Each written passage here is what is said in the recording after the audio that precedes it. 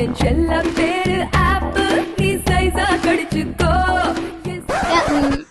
நல்லா கடிச்சான். என்ன ஏதோ பாட்டு பண்ணி என்ன பட்டது? சும்மா பாடுங்க வந்துருவேன். என்ன போனாலும் வந்துடுறிய. என் செல்ல பேர் ஆப்பிள் என்ன சைஸா கடிச்சுக்கோ. இப்ப இருக்கிற வெளியில நம்ம அதை தான் செய்யணும். ஏமா என்னம்மா அது சாப்பாடு வாயில வைக்க முடியல. சாப்பாடு தர்ற நீயே சரியில்லை. நான் யார்ட்டையாவது ஏதாவது சொல்றேன்னா ஏமா நான் சரியில்லாட்டி வாரம் காசுறேன். அதை மட்டும் வாங்கி முட்டிக்கிறேன். அது நீ ஆம்பளை அப்படிதான் குடுக்கணும். ஆமா தயவு செய்து அந்த அரிசியை நல்லா கழுவி திருப்பி வந்து ரீ புட்டு வைமா. அதை ரீ புட்டு வைக்கிற ரீ புட்டு குழம்புன்னு என்ன குழம்பு அது? ஐயோ இந்த ஆள்கிட்ட ஒரு பாட்டு என்ன குழம்பு சொல்லிட்டு மக்கள்கிட்ட சொல்லிட்டு போயிடாது. என்ன திறந்து பார்த்தேன். இது அது என்ன கருவேப்பிலையா மிதக்குது?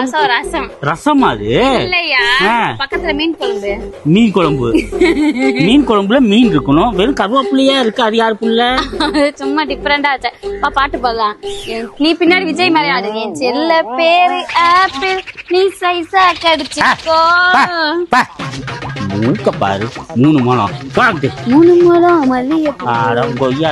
மீன் குழம்புல மீனை பொடியானா கருவேப்பிலை போட்டு வச்சுக்கிறத வந்து பேசிக்கிறேன்.